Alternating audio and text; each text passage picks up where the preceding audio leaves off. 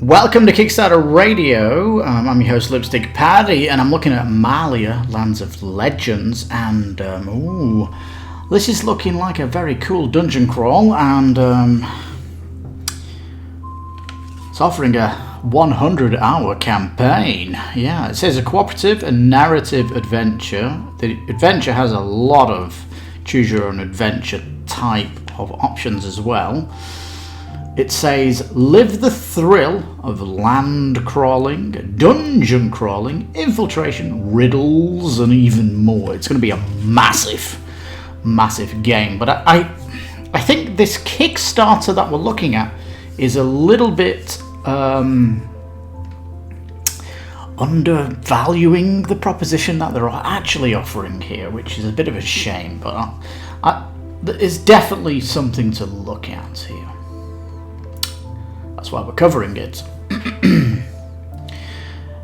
Now, your first impressions when you come down is this dungeon crawl area and this map. The world map, talk about that when we go down. On the face of it, looks so underwhelming. But yeah, so there's like, you can see this massive book here. It looks like it's got bound of the different types of layouts the dungeons are going to be. Some of them are going to be above ground and down in dungeons. Sometimes they're going to be within and inside a city, I guess. We've seen a courtyard map and good stuff like that. And yeah, can be soloed and up to 5 heroes.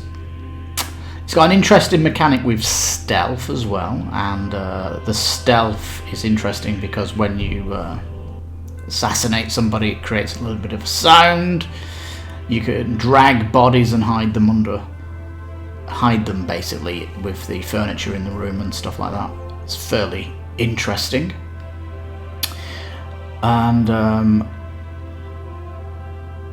And yeah, there's like lots of things going on the map. The map even has like these question marks that you can probably see here, which are kind of points of interest that you could go and see what these things are, and your story is going to be told. And there's kind of a nice, interesting level of lore here. It definitely feels on the trying to set their own world building here with Lands of Legends, and I think the world map itself potentially could have a additional board just put onto it for another Malhya Act 2, maybe down the line in a couple of years, this kind of thing.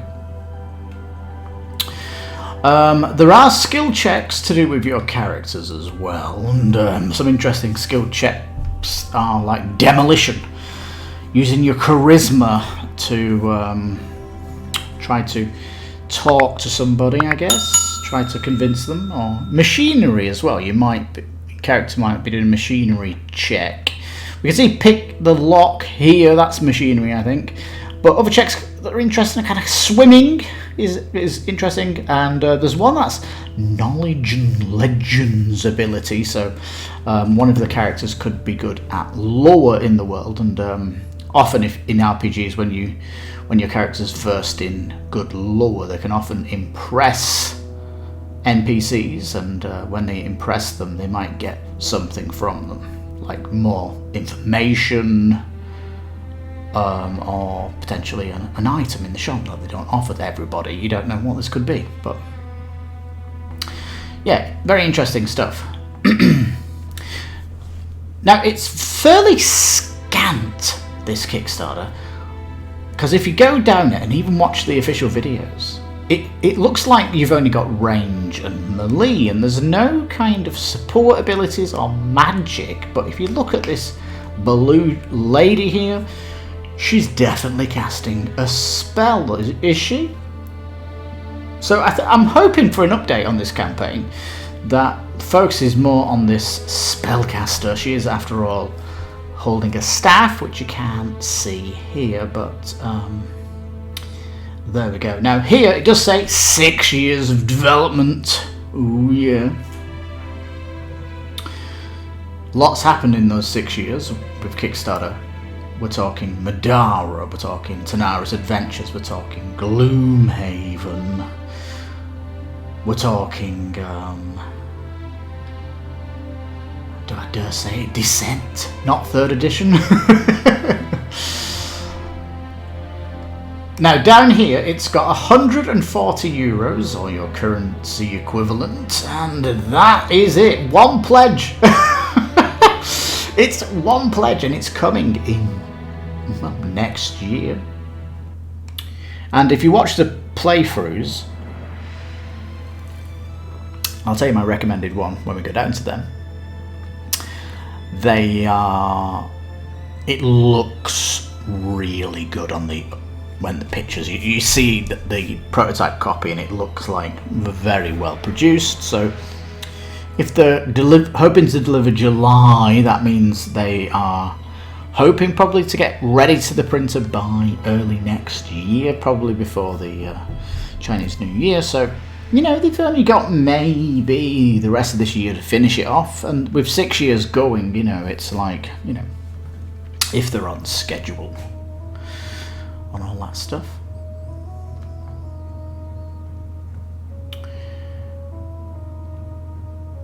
Now, so what do you get? It says heroic version. Here we go. A big box. They've got the in the FAQ they've got the size of the box, and you can see the developer. I didn't mention that. Le Boîte de Jeux, French company, and you know, what is it with French board game companies on Kickstarter? They're just pushing so much great stuff. And the question is Boîte de Jeux here pushing into the Premier League of Kickstarter? Well, I think possibly. I think they do need to do an update on support abilities and magic, because they're leaning heavy into like the melee aspect and the range, and I want to see what the mage is like, you know, if you like rolling mage.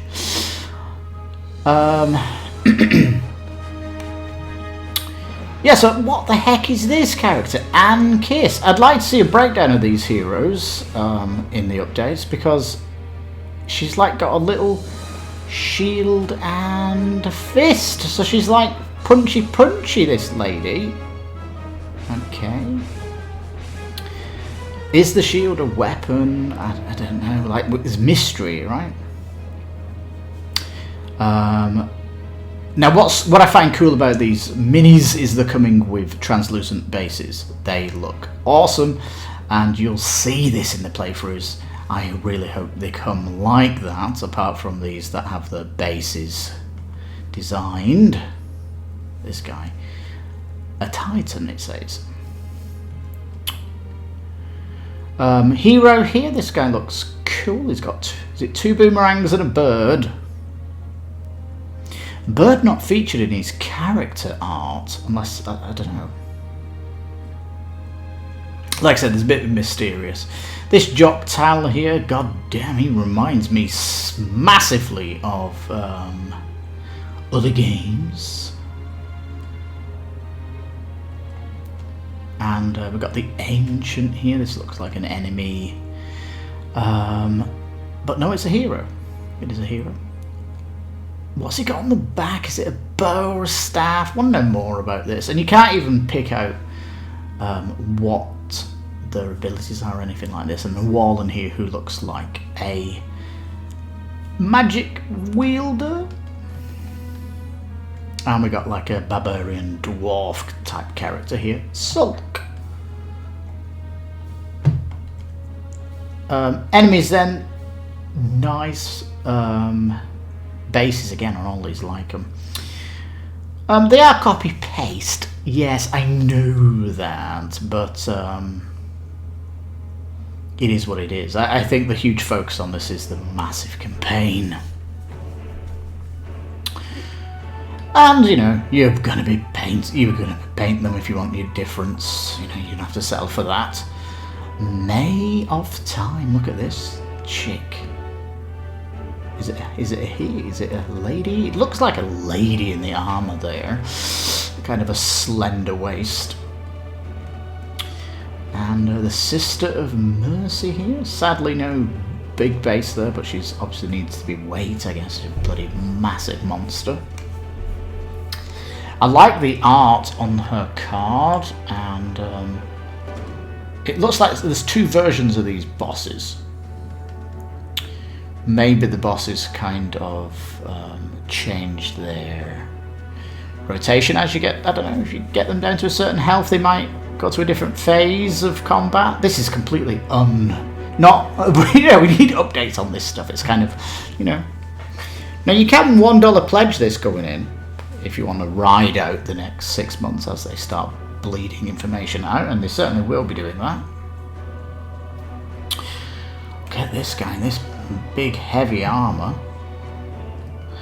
And you got a dragon because, of course. The boards are really nice. You know, you can see from the picture here, it's dual. It's double layered board, and it does have encumbrance in this card, so you can only hold so much stuff until you kind of level up your character. The board here, and this is an awful picture of the board. Can we show a picture? This is coming from Onboard, which is a great video down below. She does a fantastic job of covering this Kickstarter. But if you look at this board, it looks so much more detailed, and the reason the board is kind of doesn't have stuff on it is because you are going to be laying, I'll show you a picture here, you're going to be laying tiles on here when you discover things. So it's kind of, yeah, here are the main cities, and you've not explored the forest, so you don't know what's in the forest, and when you explore stuff, you put the cards down there. And I'm guessing over the 100 hours you're playing, you're going to be discovering more stuff and all that stuff, so it makes the map more interesting.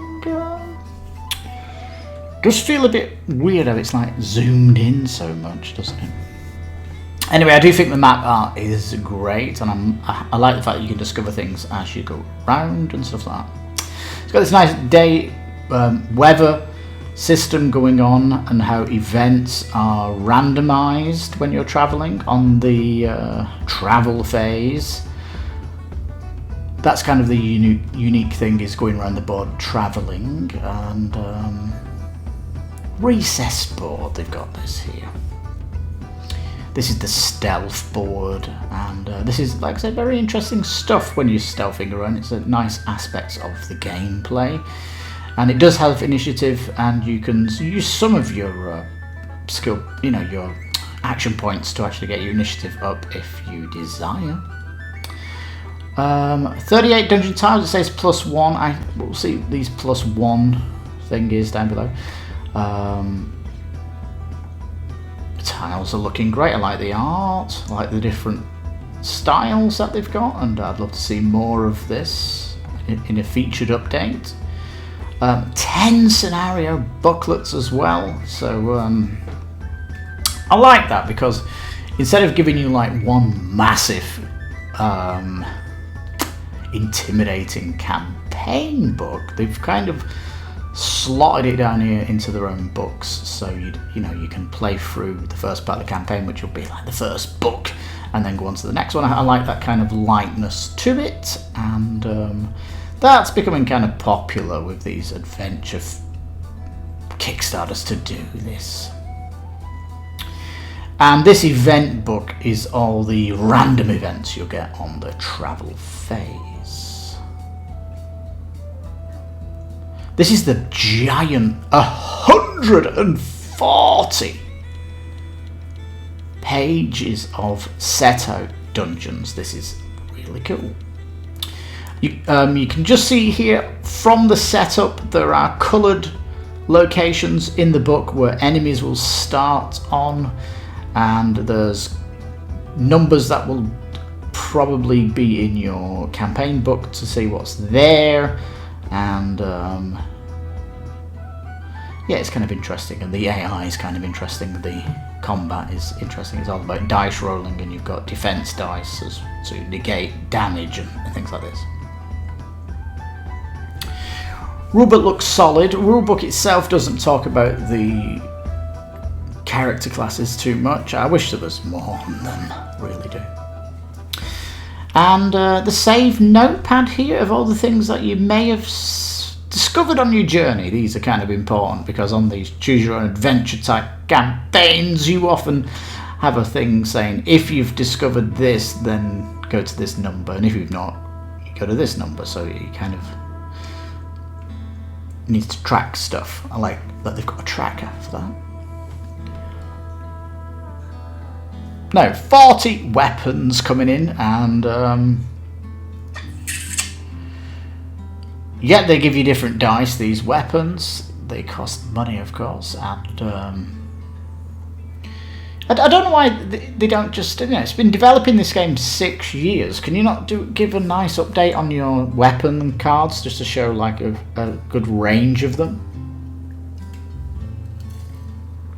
Anyway, talent cards. We absolutely need to see this. And you can see the cards are heavy on language independent, aren't they? There's no that's full of symbols, and you're really going to need a player aid with this game, I think.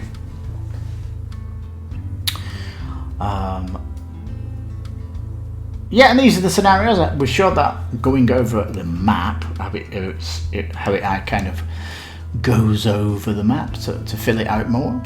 This is all good. I like how the cards come out and they combo with the boards, and it's kind of cool mechanism they've got here, like this smart event system here, where you've got a card for the weather, and then you pull a card from the event deck, and that then combos. I think in this example here is you look at number 201 in your book. This is the random adventures and random events, and you can read what that is. So yeah. Now, so you've got these object cards. What the hell are object cards? Well, these are weapon cards. The object ones are going to be armor and accessories and potions. Doesn't appear to be any crafting per se. Just looks like you're buying these from shops within the cities and stuff like that. Are these object cards? Perhaps these are found in the world? I don't know. They look like treasure cards, don't they? So yeah, potentially they are found in the world. Armor though, that gives you 3 protection from damage. That's awesome. So these, again, action cards, be nice to get features of these, because it talks all about the characters, right? Dice are all custom, looking superb actually. I like the look of all the dice and symbols. I think you really need to get your head around all the symbology and stuff, and it does almost feel heavy coming in. Until you've kind of played your first few sessions, you get used to what's going on and stuff. Tons of cubes, like the different colours. And crystals looking great. I like the fact they've got these door tiles, and they're trying to keep it 2D as much as possible.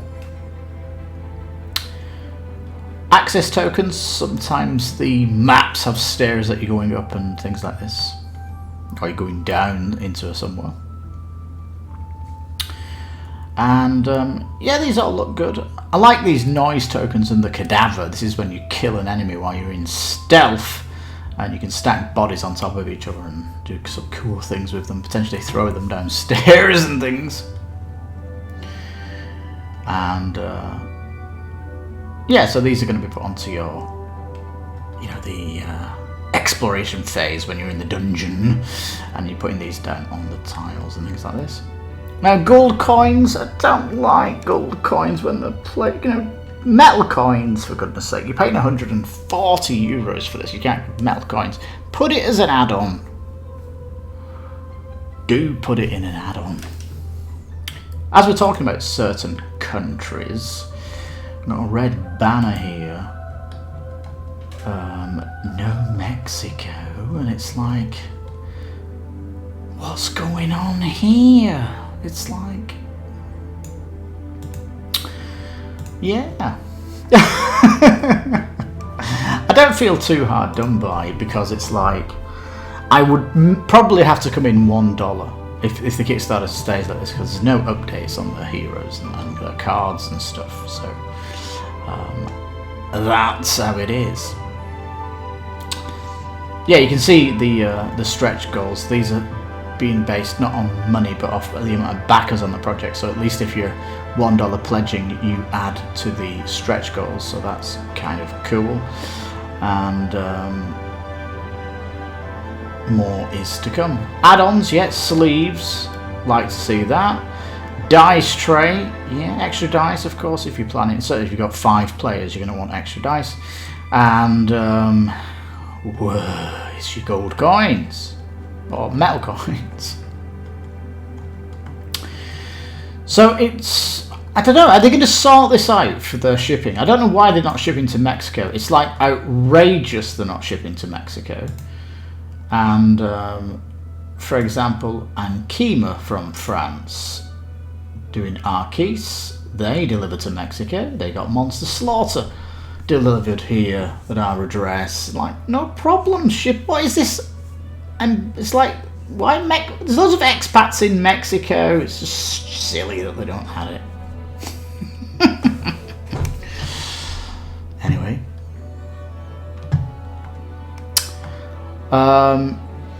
Yeah, the knapsack. How the boards fit together the knapsack. Pretty cool. There's a lot of cool things going on here. I think you'll certainly enjoy it. And if you're not into the Gloomhaven thing, or you want something else, campaign is at least 100 hours adventure. You can skip some of the story if you don't care for it. Then it'll be 50 hours, it says. So, you know, story's there for people that want it.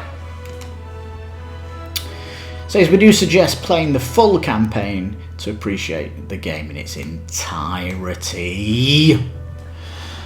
Now, talking about this campaign mode, I don't understand. Well, I mean, maybe I do understand. It's early on the campaign, stuff can happen. But I don't know why they've 6 years in the planning. Why they've not got Foreteller on the covering this campaign? Because, you know, it's like Gloomhaven has Foreteller, Madara has Foreteller, Frosthaven's going to get it too. So all these big story campaign games are getting Foreteller. So for me, that's a good mark of professionalism with your campaign, that you go with Foreteller, because it's amazing service that they do, right? And it amplifies that Kickstarter for being, it's going to be the best it possibly could, you know. Anyhow, rulebooks are there to look at, and they're not too shabby. You can find out more skills checks. They're all kind of unique. Unlike the demolition one.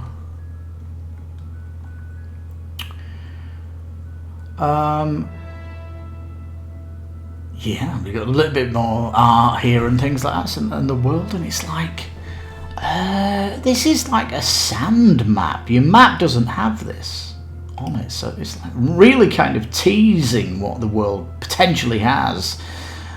And weird kind of hand here, and someone with 2 fingers turning into like a, I don't know, gun. I don't know, it's weird. World design certainly looks alien. Where's this alien stuff? Because the map you're showing us is a forested area, and this, it looks like some kind of desert area and then some kind of alien world. It's like, what's going on with this game? And this is why I think you might want to $1 pledge it, because this stuff's going to get unveiled between Christmas. So I think the potential here that they're showing here is that there's a lot more under the hood here than they're willing to say, and it's just cock teasing us. And look at that mini that's been painted spectacular. You know, potentially different ways of painting your mini here as well. I like all this stuff. Yeah, these paint jobs, they've painted the bottom of them when they come in.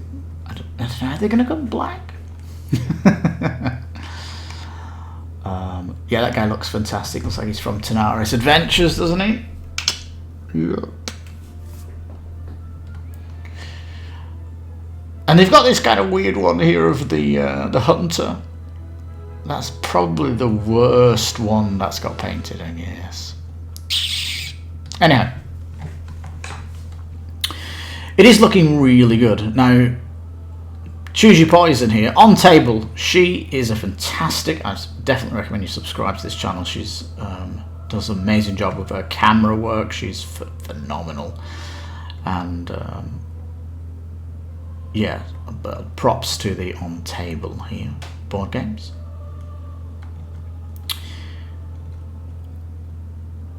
And there is kind of a hype going on around this game. So Kickstarter's a little bit, you know, like thin on material, I'll say that much, but it looks to be,